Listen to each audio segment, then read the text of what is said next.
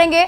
2025 को लेकर दिल्ली में बीजेपी की सबसे बड़ी बैठक होने वाली है। 3 दिनों तक चलने वाली इस बैठक में 2025 के रणनीति पर मंथन किया जाएगा। ये रिपोर्ट देखिए, फिर खबर तो समझिए।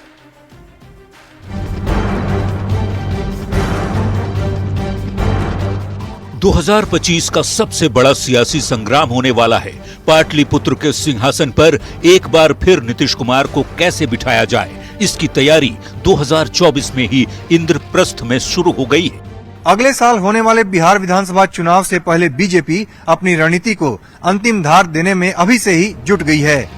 2025 की रणनीति पर मंथन को लेकर देश की राजधानी दिल्ली में बिहार बीजेपी के कोर ग्रुप की बैठक हो रही है। महामंथन होने वाला है, जिसमें किस तरह से सहयोगी दलों से बेहतर समन्वय के साथ आगे बढ़ा जाए, किस तरह का कार्यक्रम किया जाए ताकि बेहतर समन्वय कार्यकर्ता लेवल पर, बूथ लेवल पर भी हो सके, इसको लेकर के रणनीति बनाई जा रही है। बैठक में हिस्सा लेने के लिए पटना से दिल्ली रवाना होते समय बीजेपी के प्रदेश अध्यक्ष दिलीप जायसवाल ने कहा कि बीजेपी में वैसे तो बैठकें होती रहती हैं, लेकिन अब से लेकर 2025 चुनाव तक ऐसी बैठकें होती रहेंगी। निश्चित रूप से अब तो माहौल ही वही आ गया कि अभी से लेकर 2025 के चुनाव तक इन्हीं सब चीजों पर चर्चा होगा।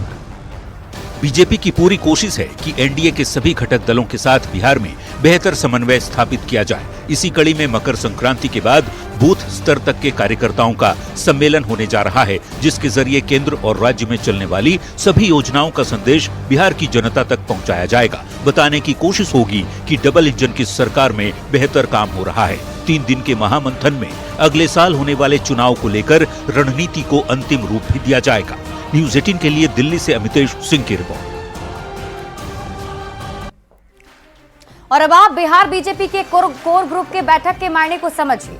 2025 में बिहार विधानसभा का चुनाव है और विधानसभा के चुनाव में 1 साल से भी कम का समय अब बचा है। एनडीए ने 2025 के चुनाव में 225 सीट का लक्ष्य तय किया है। ये नारा अभी से दिया जा रहा है और ये भी तय हो गया है कि नीतीश कुमार के नेतृत्व में ही चुनाव लड़ा जाएगा, मतलब वही चेहरा होंगे।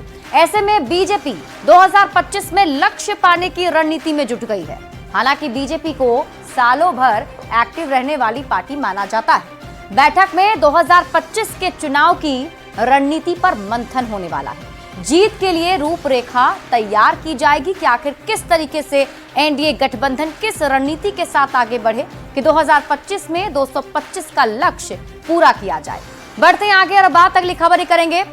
आरक्षण के मुद्दे पर लालू प्रसाद और तेजस्वी यादव को जीतन राम मांझी ने निशाने पर ले लिया। जीतन राम मांझी ने कहा कि तेजस्वी आरक्षण के बारे में नहीं जानते हैं, क्योंकि वो पिता की वजह से राजनीति में आए। आरक्षण की वजह से हम सब आगे बढ़े हैं। तेजस्वी यादव पर जीतन राम मांझी के निशाने के बाद बिहार की राजनीति गर्मा गई। ये रिपोर्ट देखिए, फिर खबर तो समझिए। कोई हक नहीं है, कोई वास्तविकता नहीं है। आजकल देश की राजनीति में आरक्षण, संविधान और अंबेडकर का जिक्र खूब हो रहा है, खासकर विपक्ष के नेताओं के मुंह से। कोई हाथ में संविधान लेकर घूम रहा है तो कोई आरक्षण के मुद्दे पर सियासत को गरमाने की फिराक में है। ऐसे ही माहौल में केंद्रीय मंत्री और हम के संरक्षक जीतन राम मांझी ने तेजस्वी यादव पर बड़ा निशाना साधा है। मांझी ने क्या कुछ कहा, खुद सुनिए।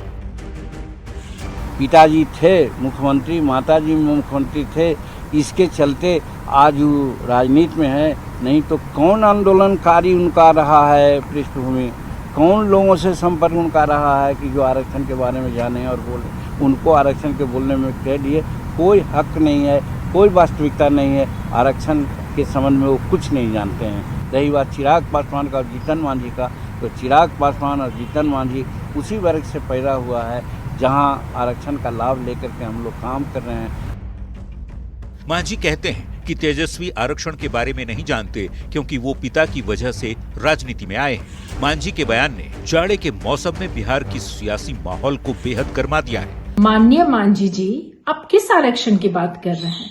आप कहीं पारिवारिक आरक्षण की तो बात नहीं कर रहे हैं, क्योंकि आप चिराग पासवान जी का भी नाम ले रहे हैं। स्वर्गीय रामविलास पासवान जी अपने परिवार के 5 सदस्यों को सांसद बनाए। आप अपने परिवार के बेटे, बहू, समधन सबको एमएलए बनाए। मांझी के बयान पर जहां आरजेडी के नेता लाल हो गए हैं, वहीं एनडीए के नेताओं को मांझी के बयान में कुछ भी गलत नहीं लगता। राष्ट्रीय जनता दल हमेशा से सिर्फ और सिर्फ अपने और लालू परिवार की सहूलियत की राजनीति करता है। जब उनके माता पिता यानी श्री लालू प्रसाद जी और श्रीमती राबड़ी देवी बिहार की मुख्यमंत्री थीं, उस समय आरक्षण पर क्या क्या फैसले होते थे इनको जानकारी नहीं है। 2025 के बिहार विधानसभा चुनाव में अब 1 साल से भी कम का वक्त है।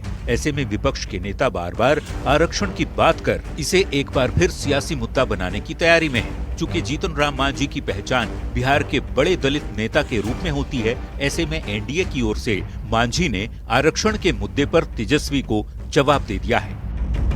न्यूज़ 18 के लिए पटना से आनंद अमृतराज के साथ ब्यूरो रिपोर्ट। और अब आप आरक्षण पर मांझी वर्सेस तेजस्वी की लड़ाई को समझिए। भारत की राजनीति में आरक्षण हमेशा से एक बड़ा मुद्दा रहा है। आरक्षण के नाम पर सरकारें बनती रही हैं। मंडल कमीशन की रिपोर्ट की बात, कई जातीय पहचान वाली पार्टियों का उदय हुआ। और बात अगर 90 के दशक की करें तो 90 के दशक में देखते ही देखते जातीय की आरक्षण की वजह से जाति की सियासत हावी होती चली गई। 2014 में मोदी की राष्ट्रीय राजनीति में एंट्री होती है और 2014 में मोदी की लहर ने जातीय बंधन को तोड़ दिया। इसकी वजह से जातीय पहचान वाली जो पार्टियां हैं, जो जाति की राजनीति करती हैं, वो हाशिए पर चली गई। अब एक बार फिर से जाति राजनीति को हवा दी जा रही है। राहुल गांधी जातीय गणना की बात करते हैं तो बात अखिलेश यादव पीडीए की बात करते हैं। और ऐसे में एनडीए की ओर से भी जवाब दिया जा रहा है, जो कि इस बार जीतन राम मांझी ने एनडीए की ओर से मोर्चा संभाला और इसका जवाब दिया है। हालांकि इस जवाब के बाद से आरजेडी का भी पलटवार सामने आया और सियासत गर्मा गई है। बढ़ते हैं आगे और अब बात अगली खबर ही करेंगे। बिहार में पेपर लीक कांड पर एक बार फिर सियासत गर्मा गई। डिप्टी सीएम विजय सिन्हा ने कहा कि पेपर लीक में आरजेडी के लोग शामिल हैं। अब इस पर तेजस्वी यादव ने विजय सिन्हा पर पलटवार करते हुए कहा है कि विजय सिन्हा की किस्मत है कि वो डिप्टी सीएम बन गए। उन्हें डिप्टी सीएम बनने की कोई क्वालिटी नहीं है। पेपर लीक में राजद के लोगों का बड़ा हाथ रहता है। बेकार का ही उप मुख्यमंत्री बन गया है, किस्मत से। तेजस्वी यादव जी, रानी के पेट से राजकुमार जंगल राज के युवराज का जन्म हुआ है। बिहार में एक बार फिर पेपर लीक पर सियासत सुलग गई है। डिप्टी सीएम विजय सिन्हा और तेजस्वी ने एक दूसरे पर जमकर सियासी तीर छोड़े। दरअसल इसकी शुरुआत की डिप्टी सीएम विजय सिन्हा ने। विजय सिन्हा ने पेपर लीक को लेकर तेजस्वी यादव पर बड़ा आरोप लगाया। विजय सिन्हा ने कहा कि पेपर लीक में आरजेडी के लोग शामिल हैं। तेजस्वी के पीए प्रीतम का भी नाम सामने आ चुका है, लेकिन तेजस्वी ने आज तक इस पर कोई जवाब नहीं दिया। आज पेपर लीक में राजद के लोगों का बड़ा हाथ रहता है। हमने तो प्रश्न उठाया था, आज उनके पीएस प्रीतम पर आज तक क्यों नहीं जवाब दे पाए। डिप्टी सीएम विजय सिन्हा के आरोपों पर नेता प्रतिपक्ष तेजस्वी यादव ने पलटवार किया है। तेजस्वी ने कहा है कि जब पेपर लीक में आरजेडी के लोग शामिल हैं, तो उनकी सरकार कार्रवाई क्यों नहीं कर रही। विजय सिन्हा किस्मत से डिप्टी सीएम बन गए हैं, उनमें डिप्टी सीएम बनने की कोई क्वालिटी नहीं है। बेकार का ही उप मुख्यमंत्री बन गया है, किस्मत से। इनमें कोई क्वालिटी तो है नहीं उप मुख्यमंत्री बनने की। और आपकी सरकार है। न्यूज़ 18 बिहार झारखंड।